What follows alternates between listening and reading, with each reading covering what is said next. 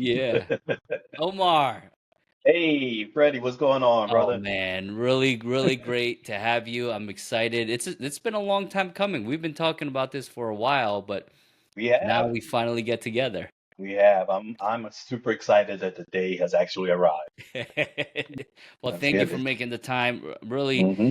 interested to hear your story and again, particularly with this series, we talk about how you as a leader build your team, how you recruit people, how you vet people, how you onboard them, how you train them, just like that mentality of building your what we call the A team for Hmm. Sedulous and for you. Yes, Um, sir. but before we start, I'd love to do a quick intro of you and just let the let the let the audience know a little bit about your background. So you are a Marine Corps veteran, the founder and CEO of Sedulous Consulting Services, which is a cybersecurity and IT consulting firm supporting federal, healthcare, and commercial clients. Um, the firm has more than 25 years of experience in cybersecurity and program management and IT, information assurance. I mean, it's a wealth of knowledge, and we're gonna actually ask about that because sometimes the math won't make sense, right? 25 years Right. already, and you founded the company, so we'll clarify that a little bit. Okay. And and you've held key positions. I mean, from the Department of Education, you were the deputy program manager for cyber risk management, and the information assurance manager for the Marine Corps Network Ops Security Center. And so that's you were very established there. In 21, you acquired Infinity Support Services, bringing Oh together yeah. three Marine Corps vets. That's cool. And I want to understand that a little bit more. And finally, I'll just leave with your multiple certifications, elite certs, to include the CISO, CISSP, CHP, PMP. I mean, you have it all. So that definitely sets you up to lead your organization and doing what you guys do, your mission. With that, can you tell us a little bit? Let's just start with, you started and founded this company, but you have 25 years of experience here. Help me understand that. Absolutely. So the 25 years of experience, we'll start there. That's representing my experience in information assurance, cybersecurity, and risk management. Now, they all are the same technologies. They are the same frameworks, but they've evolved. Started Mm. as risk management, which started in the insurance industry, believe it or not in the IT industry. And then it evolved to information assurance because of technology. So assuring that your information was protected and ensuring that there was integrity involved in your information. And then it morphed to cybersecurity because of cyberspace. So all three areas for 25 years I've been doing it since Oh, awesome. 2000. Mhm. Well, that and also also that you acquired, right? You acquired the Correct. company you first just started. Correct. So So, I started Sedulous, we'll call it Sedulous 1.0 in 2016. And in 2021, during COVID, I acquired Infinity Support Services. But Infinity Support Services have been around from 2011. So it was a 10-year tenured company that I mhm. acquired. So which gave my company 10 years of experience immediately. However, we were just about 5 years old at that time as a risk management, IT, and cyber company. Yes, and it accelerated the combined years of experience with all the expertise under one roof. Yes, it did. Cool. Well, just buying companies are hard. It's really Tell me hard. about it. And your story, it's when you told me first when we met at CEO Circle, it was fascinating. So I'd love Thank to you. repeat that again for the audience. Sure. Can you tell us though, Omar, as the experienced leader and a veteran, and also just the founder CEO of this IT company, what do you think your unique ability is? What has God kind of blessed you with? You think? So I think the answer is several things. I think the first thing is the ability to recognize fear and recognize that fear is just one emotion of many, and you can always manage fear. The second thing is emotional intelligence, the ability to understand anyone's emotional state and to understand that starting point and what my mission or endpoint for the company is, and how to work them through that to give them the motivation and the excitement and the curiosity to meet their objectives. Yeah, no, that's interesting. Um, you started off with fear, like understanding fear specifically, and you separated that from the other emotions. Why? Absolutely. So I primarily did that because of my military background. So, but this pertains to civilians and professionals of all sorts. That emotion, fear, is the number one emotion that prevents people from succeeding. Mm. And it prevents people, in my opinion, from reaching their highest potential. So if you start to recognize fear and you get comfortable with fear, then you're able to achieve more and sustain over a longer period. And I brought that with me from the military into my company. Yeah, you're right. I myself, I feel like there are moments when just the imposter syndrome, like the IP Yes. imposter phenomenon, that is like loud and clear for me, and you're like, man, stop, like check yourself, and then reset, and then you can readdress. But um, yeah, that's fear ultimately, isn't it? It is. That was a perfect example, Freddie. Yeah, And that is a form of fear, the imposter syndrome. yeah. Hmm. Well, when did that kind of go away for you? Because I mean, you're a retired Marine Corps vet, right? And Right. then you Hmm. jumped and started your business, and then you acquired a business. So throughout that journey, I assume there were points where you're like, man, I don't know what I'm doing. I'm kind Yeah. of, I'm kind of scared. When Yeah. did you become comfortable with it, you think? So I think it's going to be different for everybody, Freddie, but I will tell you this. You need to determine what your own personal mission is. What kind of leader do you want to be? Or what type of goals are you trying to achieve? And then with that, you have to determine how will I measure that? And for me, I measured my effectiveness as a leader and my effectiveness as a businessman through my employees and through my customers. So even on the days where I was feeling less than, you know, motivated, or I was kind of fearful of whatever challenge that was we were facing for the day, I approached my employees with a form of leadership of comfort, calmness, Mm, a, a little bit of stoicism, right? hmm. Right. So we always plan for the worst and we start working our way from there. And when I started seeing results through my employees' happiness and my employees' confidence and my employees' productivity and then my customers' satisfaction, that's when I realized that there is a obvious way for me to handle my fears because I can recognize them and two, I can measure them. That's that's fantastic. That's really great.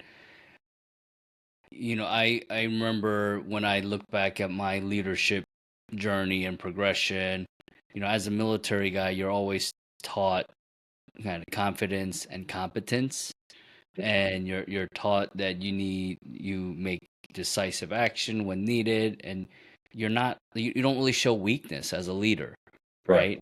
And then as I transitioned over to the civilian world, um, you understand that leadership can be it's like interpreted in so many other ways by civilians, but Agreed.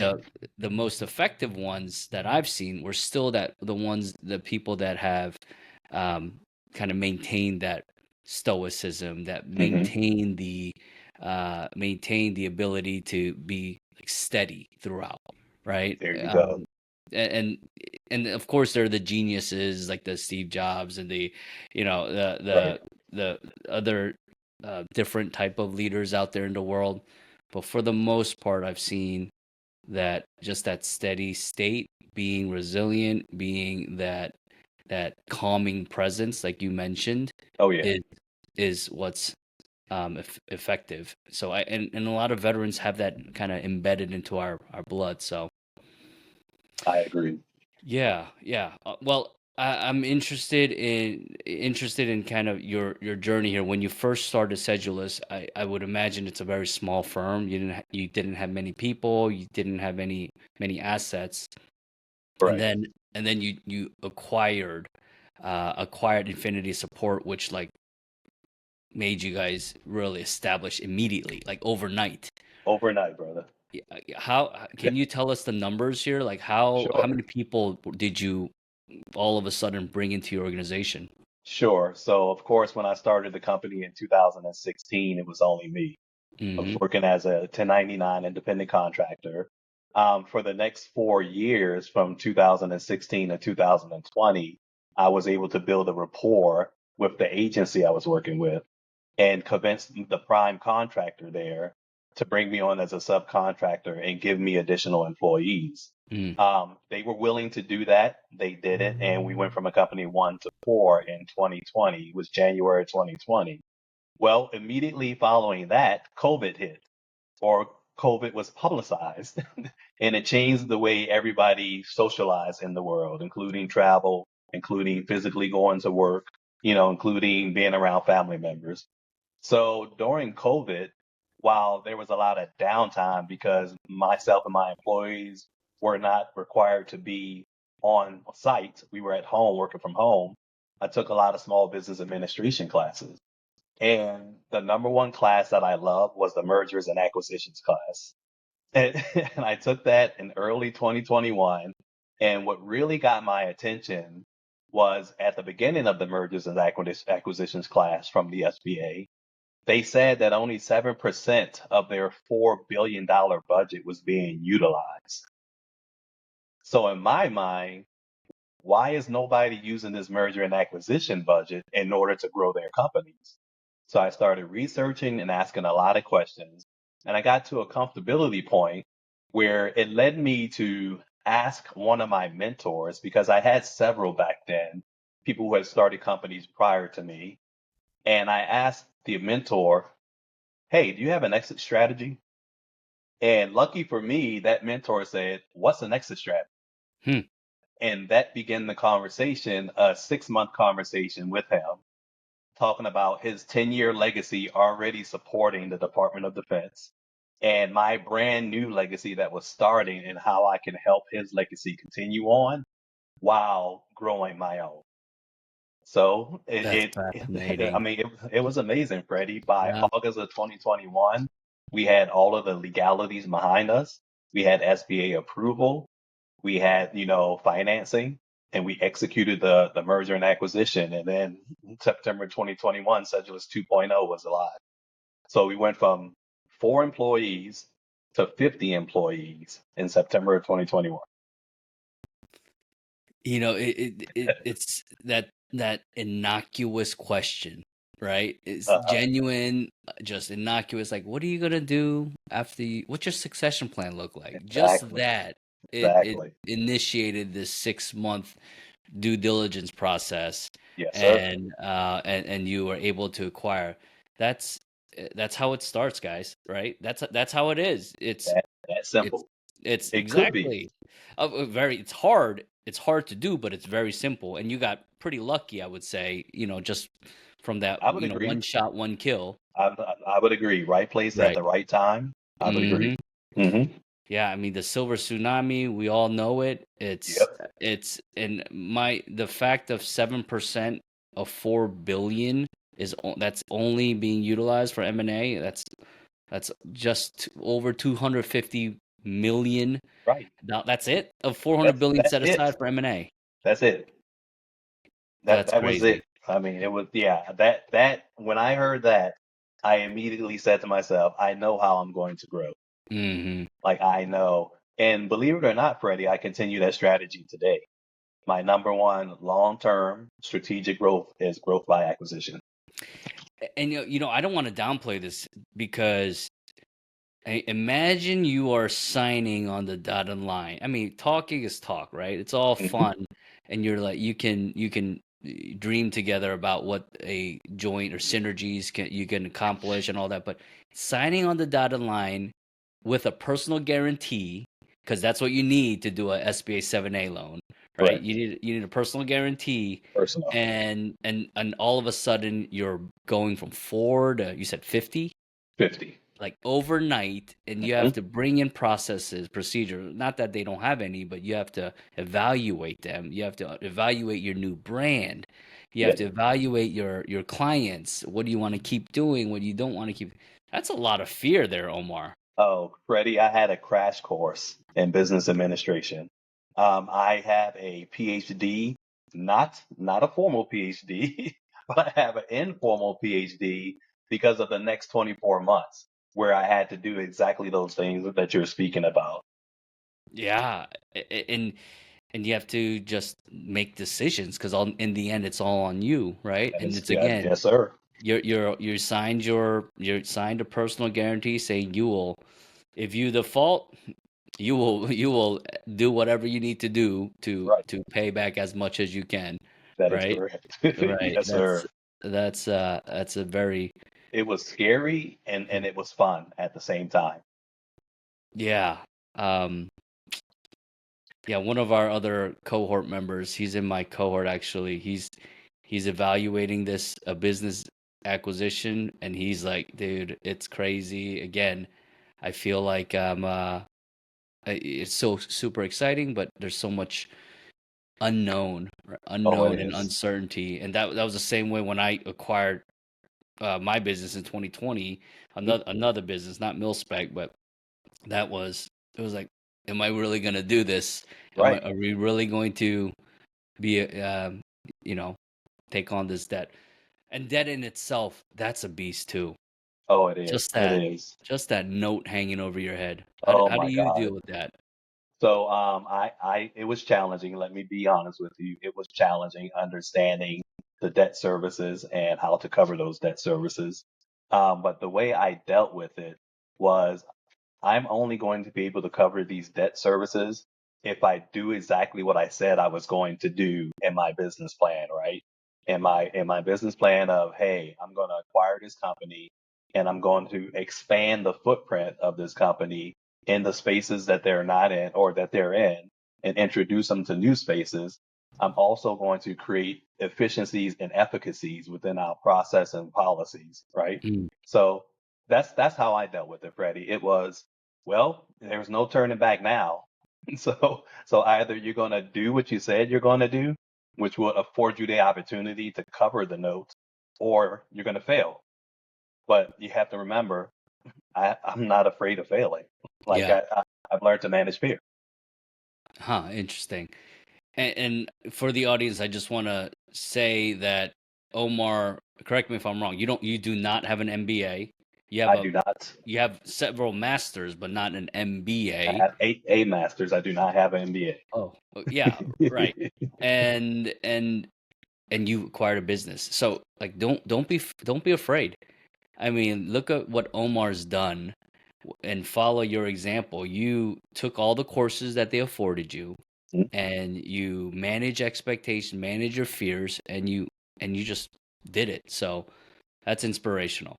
And it doesn't happen all the time. And a lot of people talk about it, but they don't really do it. So, um, First step is the most fearful one.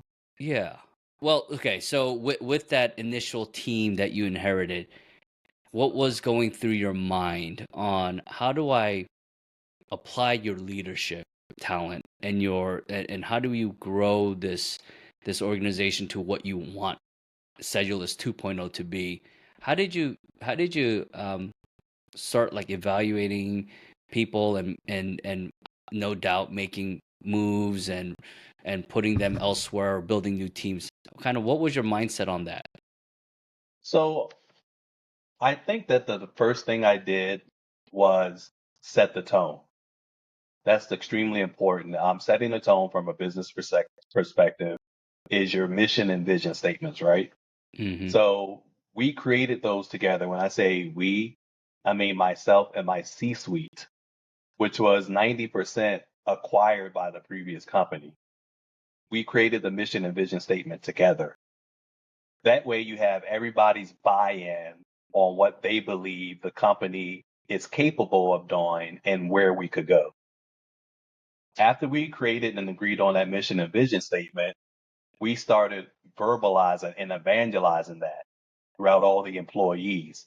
We created a newsletter. We started having quarterly meetings or get-ups, just to ensure that they understood that new leadership was indeed taking place, but there were going to be little to no disruption in everybody's, I would say, in their positions and titles. However, we come from a position of we want to create efficiencies, right? So in that aspect, we evaluated all employees initially on their efficiency. Hmm. The second thing we did was we evaluated employees on cultural fit.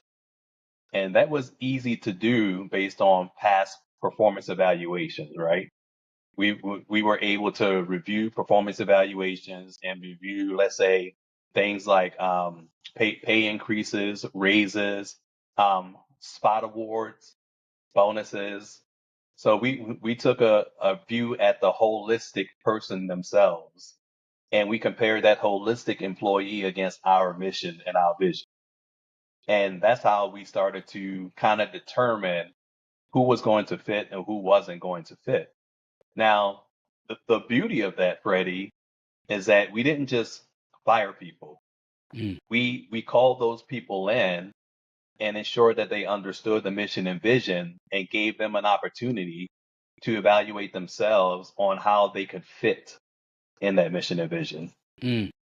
And if they couldn't do it, and if we were in agreement that it didn't look like they were going to fit, then we just notified them that there were going to be some changes made. Now, unfortunately, that is a part of the business, Freddie, but how you go about doing that is extremely important. Yeah, I have a horror story of that for sure. Um, just the art of letting people go. Yes, sir. Let's That, talk about that. Ooh. yeah, that is so critical, and it isn't taught anywhere. Mhm. It isn't taught. How did you, so can I ask with the all right, you established mission, vision, values, of course. You laid the framework of what is it, the direction you want the company to go, and then you communicated that and evaluated that.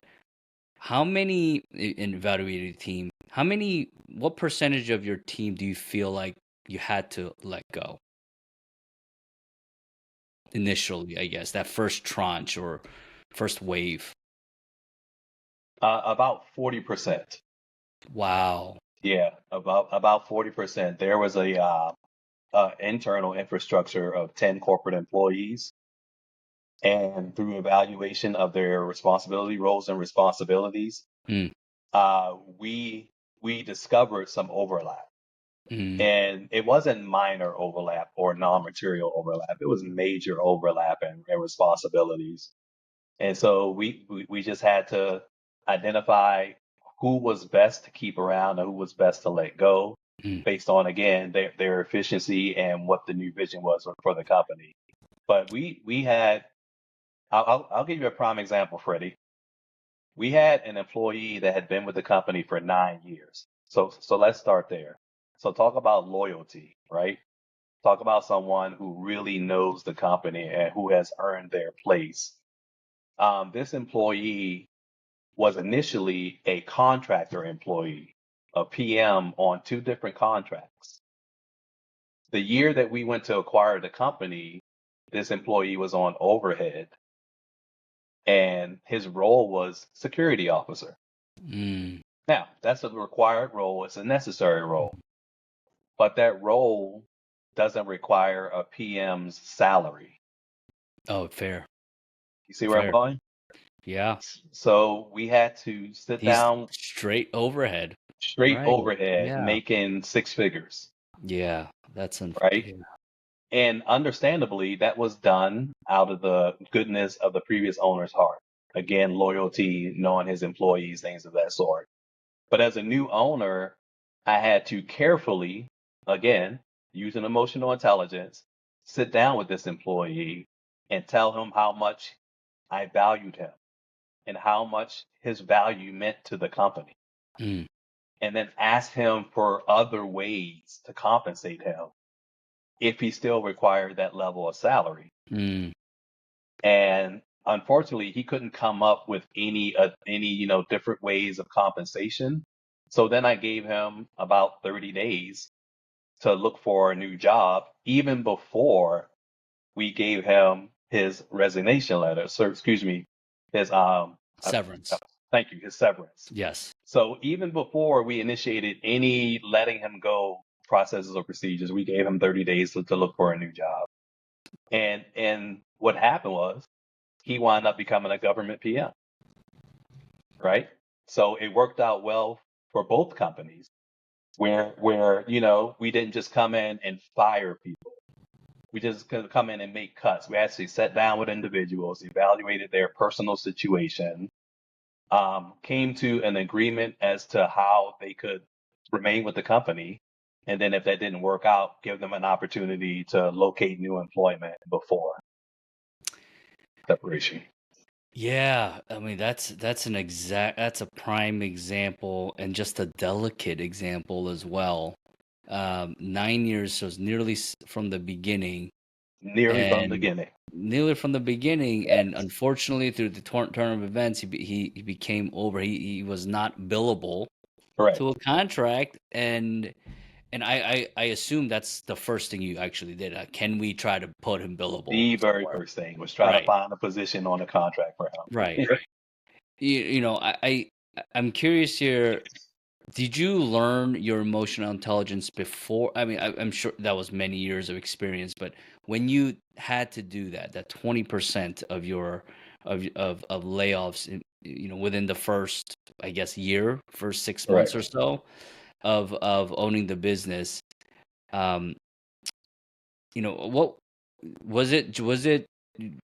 Were you advised that? How did you figure that out? Like, did you advise that, or did you? I mean, the seller, your previous your mentor at that hmm situation. How long was he with you after he sold? hmm So I had my seller here as a business strategist for 24 months, 2 years. Wow. for 2 years. But to answer the previous question, I've learned emotional intelligence through self-study Mm, and through self-experience. I was a contractor, a government contractor, since 2012. So that's about 9 years, before I inquired Infinity Support Services. And I personally experienced the great leader and the not so great leader. And I've experienced the empathetic leader and the non-empathetic leader. mm, And so as I go through life personally, I take a lesson from everything in life. And what I knew as I cultivated my professional business leadership, that there were certain things that I was not going to do and certain things that I was going to do. And so even prior to acquiring Infinity, I used to study this thing called Kaizen. Have you heard of it? yes. There you Continuous go. improvement, right? Yes, sir. Yes, sir. So Mm. I wake up every day and try to figure out what I could do better today than I did yesterday. And Can you explain go ahead. Kaizen for the audience? Yes. Sure, sure. So Kaizen is a methodology that was developed in Japan. And I forgot whether it was Toyota or Nintendo. You'll have to correct me Toyota, on Toyota that. production, Okay. right? But the leader of Toyota Productions figured out that utilizing a strategy called continuous improvement, which is just small improvements, let's call them micro improvements to any process or product, could let's use the word enumerate or expand the efficiency and efficacies of processes or the functionality of those products by 10, 20, 30%. if you just try to improve a small little part each Mm, day or during each session. So if, for example, you had a product that was supposed to go fast mm. and you realized that there was an angle on the product that was just preventing it to go about 1%, 2% faster. Well, let's cut that little 1%, sorry, let's cut that little angle off so that we can achieve that 1 or 2%, Right. right? The same thing goes with processes. If you have air gap processes where you're using two systems, well, let's take it down to one system and see how much efficiency we can create by just utilizing one system or one process. But I learned Kaizen by reading some book a long time ago, and I wish I could remember the name of the book because Oh, it was there's a it bunch. was actually Yeah. amazing. It really Yeah, was. we're gonna have to think about that too. I Hmm. mean, Kaizen is essentially a lean methodology, and Yeah. it's like Yep. what, 8 waste or 9 waste or Yep. It something. You was. just Hmm. There eliminate you go. waste, and lots of manufacturing companies use it. Yet it's in the services businesses, it's now more and more prevalent, Oh yes. and just the whole ideology of like continuous improvement. Everyone has a voice, right? Everyone Yes. has a voice. Everyone can comment and say, Yep. and it's actually like a leadership art, I think, where It you're, is. It is. yeah, it's the in You're, creating you're that actually environment. empowering your right. You're empowering Yes, your employees, yes. like to speak up. Hey, we could probably be doing this better, or we could do Mm-hmm. this better, Mm-hmm. or yeah. I love the concept. Yeah, exactly. Mm. Well, okay. Yeah, that's so you implemented that immediately, and you also took the lessons of empathy. And were there any kind of hiccups for your layoff process, that you had to, you know, call an audible in or anything like that that just unexpected? Um, I, I would say that there was a challenge that I didn't think of initially, and the challenge was reputation. Mm, Okay, we had some employees that were laid off mm, that took it negatively, even though I tried to, wrap the package all in this nice emotional intelligence. Is we're really not firing you. We're just there is no longer a need for that service or mm, role or responsibility. But reputation is something I didn't think about. hmm, Um, hmm, it was a couple of employees that said some bad things about the new leadership mm, just based on the fact that they were let go. And we had a tough time with that because the only way to manage reputation is to manage people, right? And that's nearly impossible because everybody has their own opinion and some people have their own, ways of communicating is the way I'll say it. And mm-hmm, some people use anger and some people use, uh, people use like getting back at other people. mm-hmm, So what we had to do in our contractual spaces is the new leadership. It was myself and my COO were both new to the company. We had to go around to our customer spaces and we had to not only introduce ourselves because of the acquisition, but we had to ensure that they understood what our mission was and mm, that our ultimate goal was to create better products or better services for them. for sure. Yeah. You have to educate them, and hence through that process, some people had to, they had to depart, Yeah, for and sure. and you had to explain that process. Yeah, that's super tough, Yeah, because especially. the person that was let go could have been a friend of Yeah. one of our customers, right? Could have been a relative of one of our customers. So, we thought it was only right for us to physically show up at these spaces and ensure that the customer understood that nothing was personal, right? And I know that's a loose way of everybody uses that term, but we wanted to let them know that we were focused on efficiency and improving products or services. And if that happened to mean that someone got let go, we will replace that person with someone as efficient or more efficient. Man, so from what I'm taking away from this is just the art of letting people go. The way you've done it, it is all about empathy, but it's about respect. It's about respecting the people, respecting the customers, because that's the Yes, sir. ultimate consequence you want to avoid, right? Negative consequence you want to avoid from your customers and also your people too. And then facts. You stuck to factual. You stuck. It Mhm. wasn't emotional. It wasn't anything. You just explained it and were transparent about it. So that's a great playbook for managing that. Oh yeah. Um, and so with that existing team or that second wave of team, were you able to identify and like elevate folks that were just maybe like on the cusp or to make you guys stronger, or did you hire somebody to beef up your existing competencies? Yeah, so that's a great question, Freddie. I like that question. Remember I mentioned our quarterly get-togethers? We were purposely what we implemented in year one was a quarterly program get together. Mm, And the get together meant that they were uh their appointed place of duty was the corporate office for that day. mm, So we had to plan it out. So that for that day we would do a program review. And that program review would entail every team member briefing what their responsibility is under that program. hmm, Okay.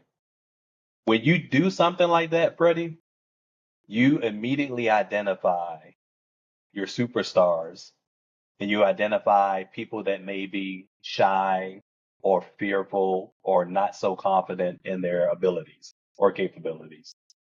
So we would do this quarterly for a year.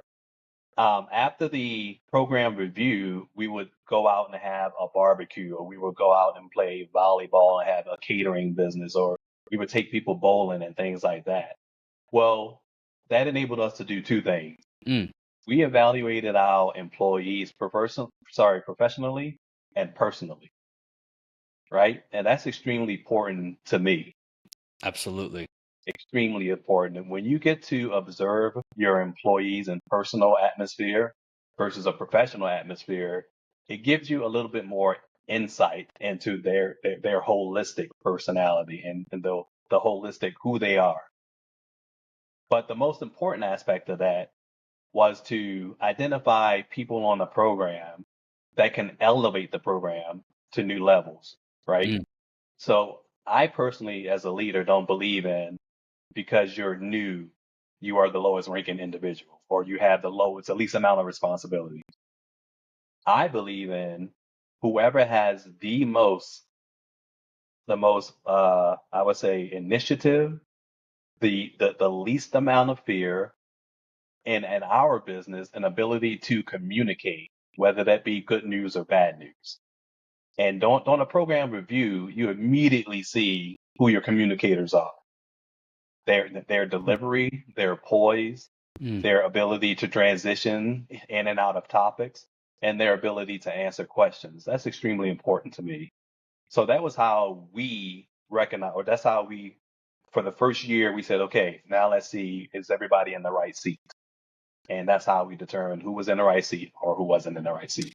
Oh, that's fascinating. So, well, can you define what program? Is it a contract or what do you mean Oh, by a yes. program? Yeah. Yes, yeah. So we are a services company, right? So we serve the federal government and the Department of Defense. Hmm. We have prime contracts and we have subcontracts. So for prime contracts, we can have a program manager and it could be from 5 to 30 employees under that program Mm. manager. On subcontracts, we have a team lead and it could be 5 to 10 employees under that team lead. Mm. So when I say a program in that way, a program is a contract. Got it.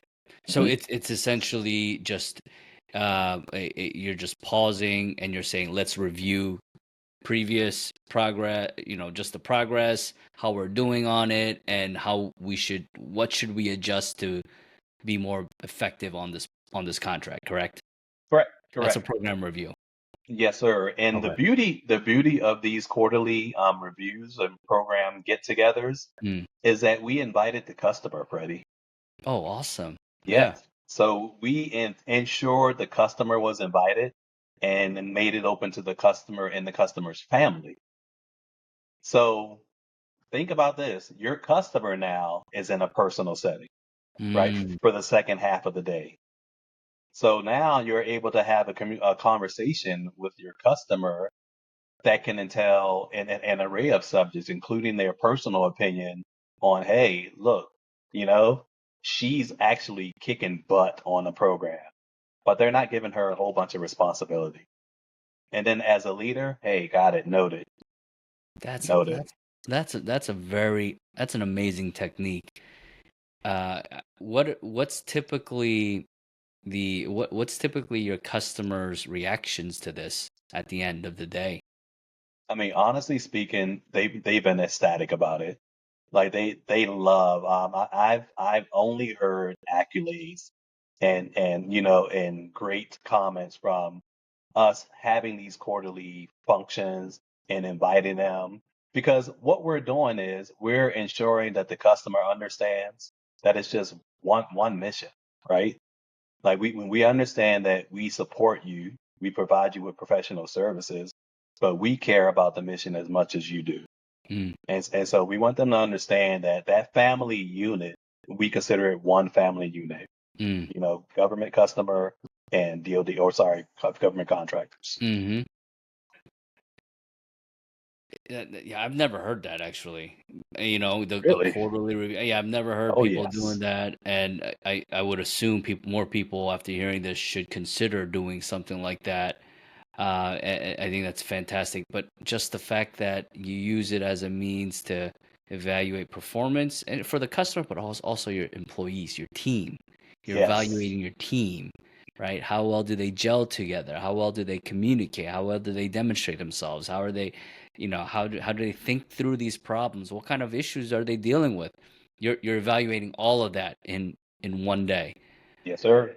Well, it actually, you mentioned in the beginning, or mentioned just recently, you said it was whether they take initiative and whether they have fear or not. How Mhm. what do you looking back at your team and your hires and your and how you're developing your employees? What is it? Is it skill? Is it mindset that really help, or something else that help make them successful? So you talked about that taking initiative portion, Mhm. and then also the acting with a lack of fear. Was there others that you've identified? I think there were a few others, but I do understand the question. Yeah. So I would say the most important aspect of a potential new hire for us, Freddie, is personal characteristics and personal morals. And let me tell you why I say that, Freddie. I can interview two candidates in one day with the exact same years of experience, the exact same certifications, and the exact same qualifications. And one could be a standoffish kind of person, a person who leads with doubt, right?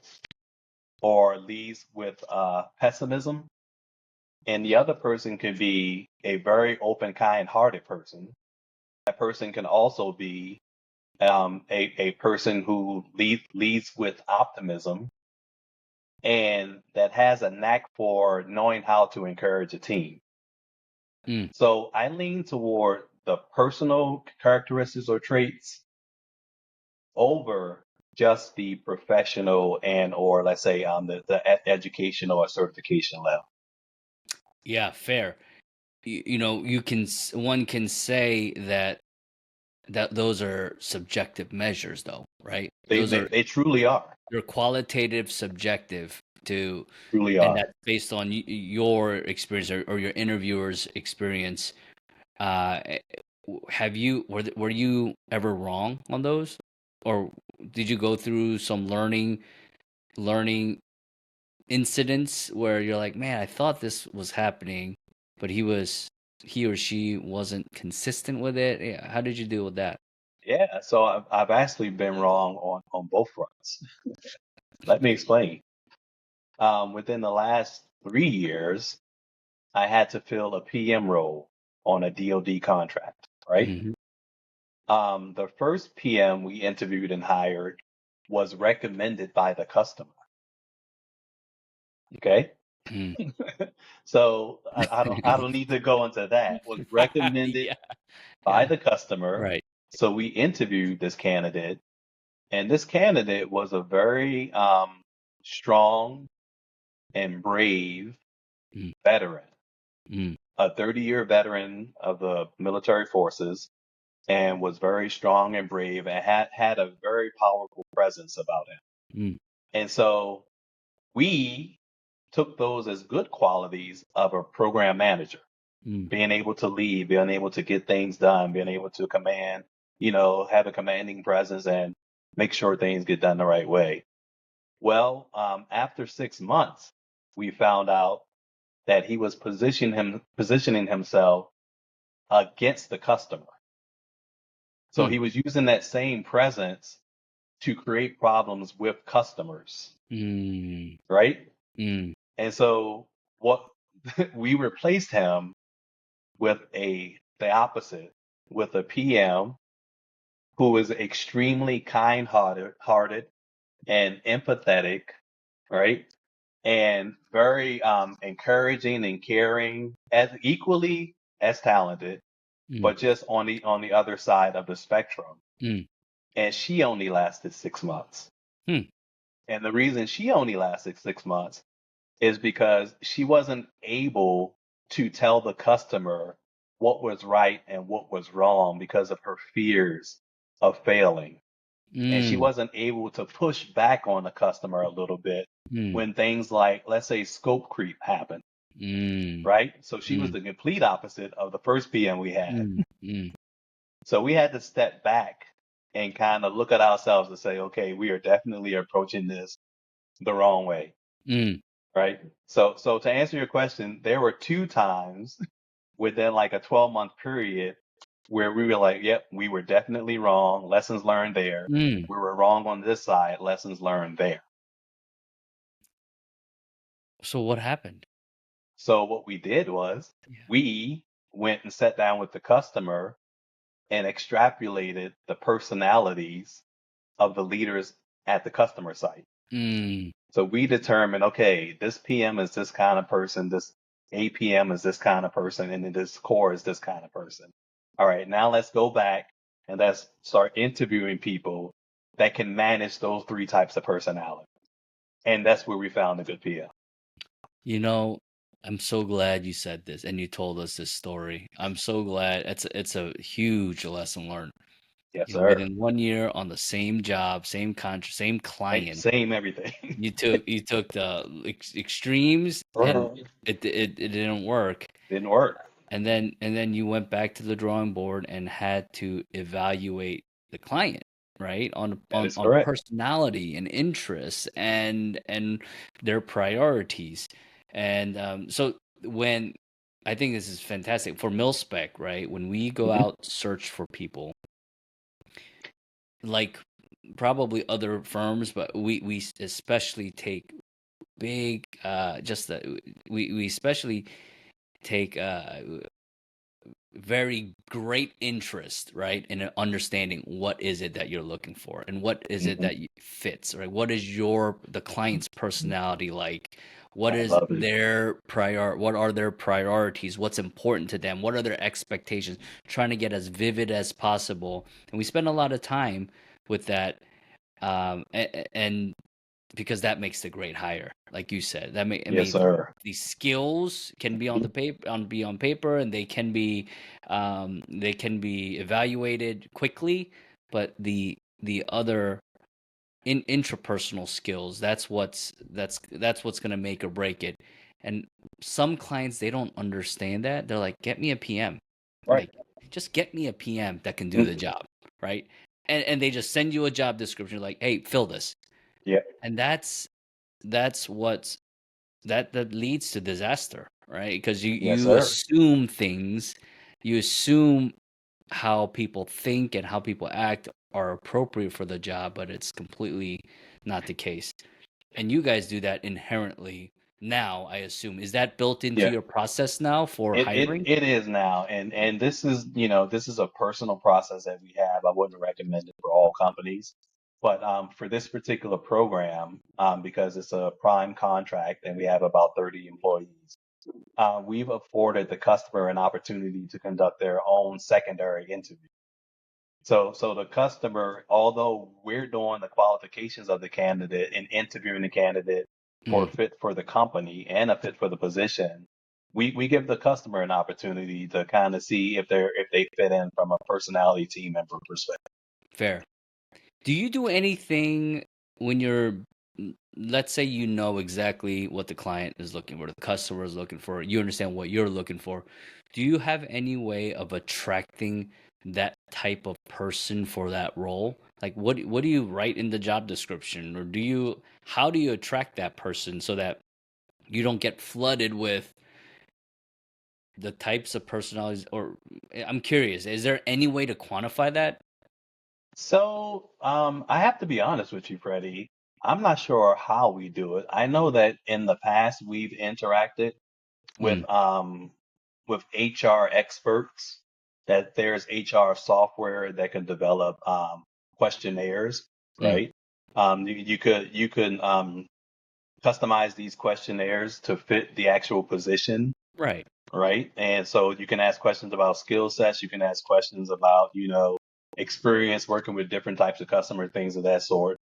So I know at minimum in our process, there's a questionnaire that goes out with that position description. Right. But outside of that, I don't think we have any secret sauce. Yeah, and I don't. I think that's a hey, whoever's listening, if you can invent something like that, that's a that's a Right. great way to That's a make a great lot of product right money there. and be Yes. super value producing value for society, because there are Right. behavioral assessments, right? There They are are. those that predictive index, culture index, Hmm. there's Omni, or there's a whole bunch of these disc assessments that you can predict kind of how you behave and how you think a little bit, Hmm. whether it's you like to work alone or work with groups, or you're more social or more analytical. I mean, all of Right. these different, but there's nothing really Tons for of them. personality and how you, yeah. So if anyone knows something that's out there, yeah, please let us know. That'd be Yes, sir. interesting too. Let me know. Yeah, that'd be interesting to investigate a little bit. So speaking of, now you hire the right people, you make sure you have the best types of people. How do you intentionally just shape the culture of your team? The quarterly performances or quarterly reviews. Aside from that, is there anything that you do that can help shape the culture? Yeah, I think so. I think the most important part of shaping a culture is to lead by example and do what you say, right? And so for myself and my COO, we would visit their sites and we would ask questions about customer that would ensure that we were giving them exactly what they needed. And we Mm, never did that coming from a place of, hey, if employee A isn't doing what he or she needs to do, we're going to get rid of employee A. No, we always came from a place of, hey, did we get you exactly what you needed? Is there any training, right? Supplemental training? Is there any other thing we can do to ensure that this person is the person that you want on your team in order to succeed in your mission? And the lead by example is when we evangelize our mission and vision, and those two things included things like integrity Mm. and initiative and curiosity. When we have these quarterly get-togethers, along with we do things for some federal holidays like the 4th of July, Independence Hmm. Day, and for Christmas, right? And so along with all of those functions, we exude that as leaders of the company. We exude emotional intelligence. We exude having an ability to at least attempt to understand what's going on or understand someone's perspective. And we're always curious. I start every corporate meeting, Freddie, with 15 minutes of how was your weekend? Because my corporate meetings are every Monday. How's the family and how was your weekend? Because that is as important to me as, okay, let's talk about our mission for this week, or let's talk about what we're trying to accomplish this week. When you start doing those kind of things, you develop a trust between yourself and your employees, and they understand that you really do care for them as a person as well as a professional. Yes. Yeah, it's one thing to just care for them as an individual, but then another to actually show that you care for them, and that's how you're doing it through your meetings. Yeah, I love that, Mhm. and just taking a personal interest in folks. So yeah, I mean, you're doing it. I love as I think about this some more, just the emphasis you have with emotional intelligence and just being inquisitive, right? Oh yeah, Constantly curious. I think those curiosity. are huge values, and those are something that our team, we we emphasize as well. But the emotional intelligence not as much, and I think I'm gonna relook that. I'm gonna relook at the emotional intelligence piece. I think that's It's a very game profound. changer. I mean, my personal opinion is it's a game changer because IQ is IQ, right? Experience is going to be experience, but EQ, when somebody's able to tell you the difference between self awareness and self management Mm, and social awareness and social management, mm. that really allows you to see how they're going to operate in different scenarios and situations. What do you, so okay, I'm gonna ask you now because and now it's gonna be public and all that. There are times when I get frustrated, right? I get frustrated That's for X, normal. right? X, Y, or Z, and Hmm. it could be implied to that person or that person's performance or whatnot that causes that frustration. And it's not about the person, it's about the process, right? That's how Understood. I think about it. Yeah, But that emotional piece, how do you deal with that? I mean, there's going to be times when people get pissed off and people get, absolutely. upset and over an employee, maybe at an employee or a Mhm. teammate or Or a at a client. situation. Yeah, I'm curious, like, how do you think about that? Oh, what a great question. I love this, Freddie. So- because this is where I live. So I understand that emotions like frustration, anger, and let's say we call it pissed off because that's just a way of describing anger or Yeah, frustration, right? fair. Those are secondary emotions. Hmm. I want to say this again. Anger and frustration are secondary emotions. Primary emotions are things like disappointment, right? Mm, Sadness, mm, grieving, things like that. So what you're really saying to yourself is, I'm frustrated or pissed off or angry because I'm disappointed in what just happened, right? sure. Or I'm disappointed in this person for what they just did. Or at yourself for Yeah, not explaining or I'm something. disappointed that Mm, I chose this person or I stood up for this person or mm, that I gave this person, and we could just fill in the blank. mm, mm, But the bottom line is you're not really angry or frustrated. You're either sad, you're either fearful, you're either disappointed. Like it's some other primary emotion that's the real emotion.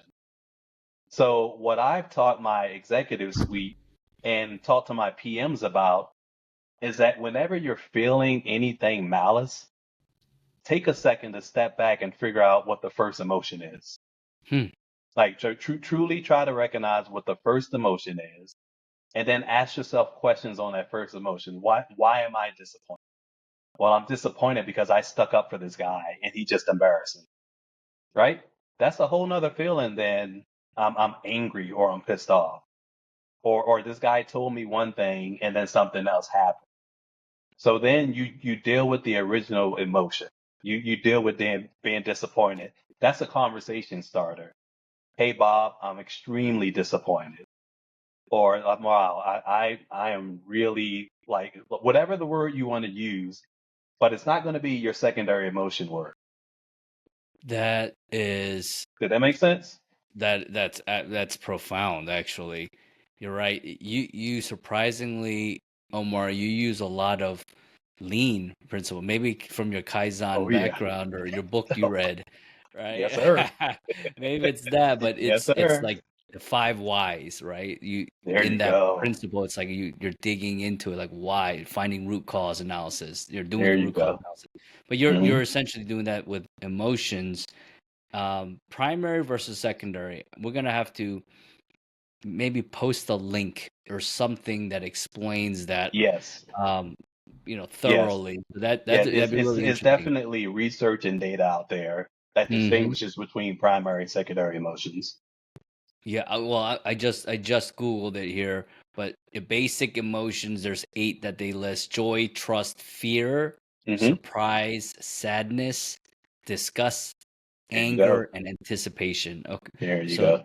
the basic emotions, with the associated faces Oh yeah. of what it Oh looks like. yeah. Okay, interesting. I've That's seen that that's hundreds of times. Yeah. yeah. So the frustration piece, all of the other piece, it's based off of those primary.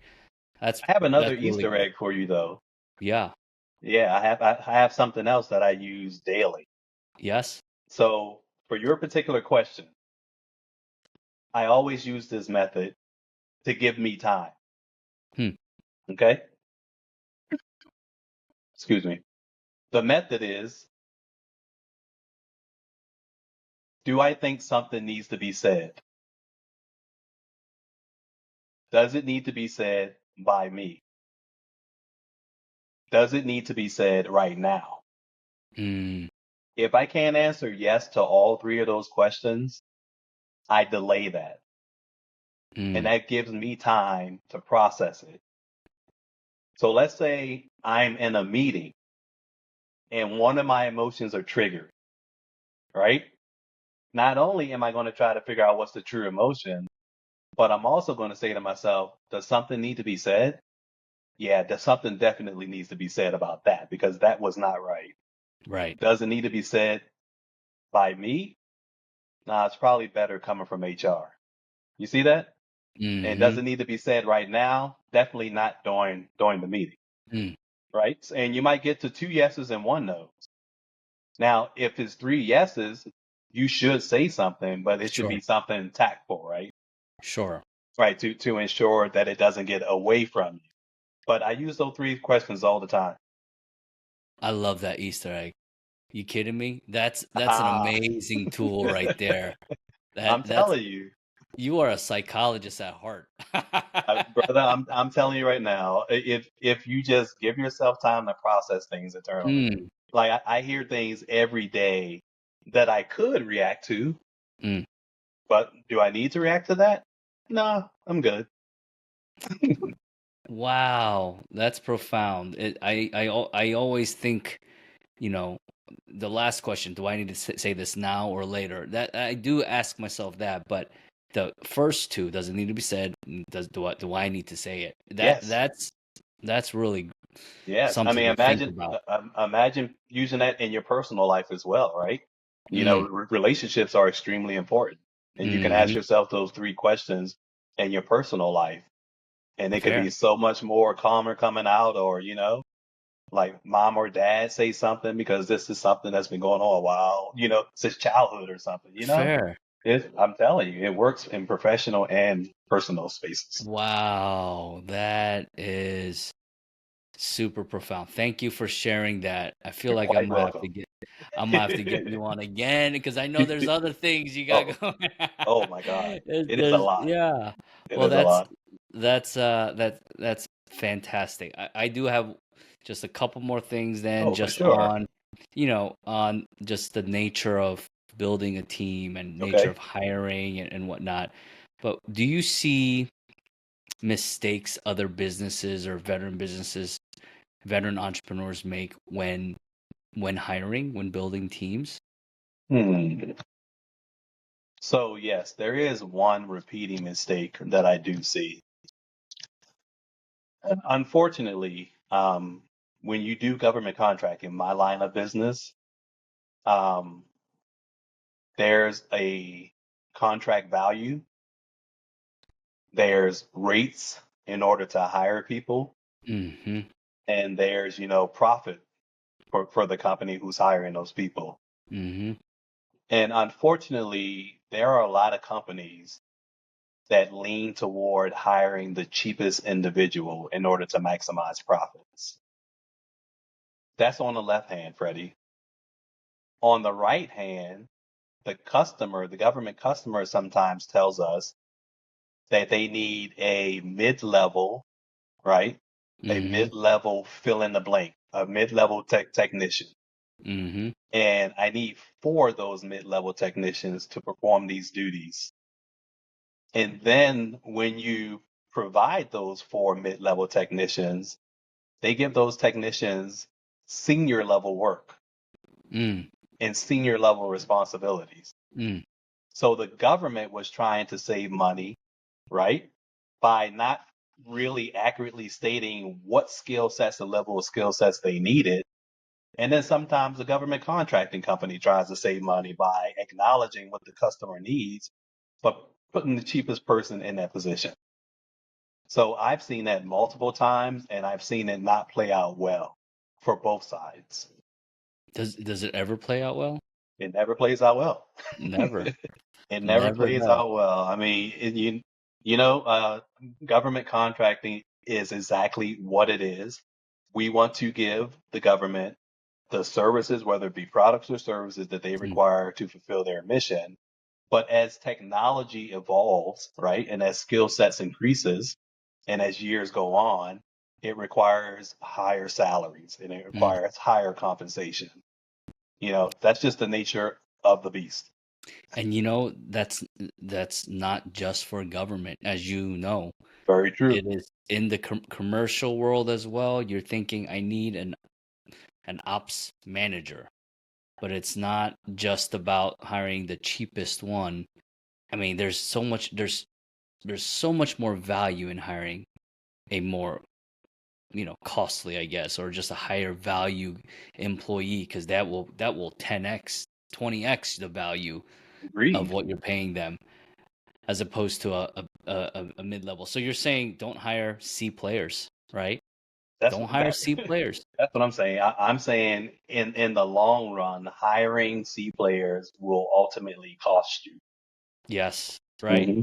I mean, A players and B players, A players for sure. B players sometimes you have to, because I mean, always want to hire A, but because cost is a constraint, Correct. dollars is a constraint. So Hmm. sometimes you can't always do that, and you can develop them and groom them and train them. But B players are capable of doing that, Yeah, where C's and below just do not. They're incapable. it doesn't Uh, work out. yeah, Yeah, no, that's been my experience. that's fantastic as well.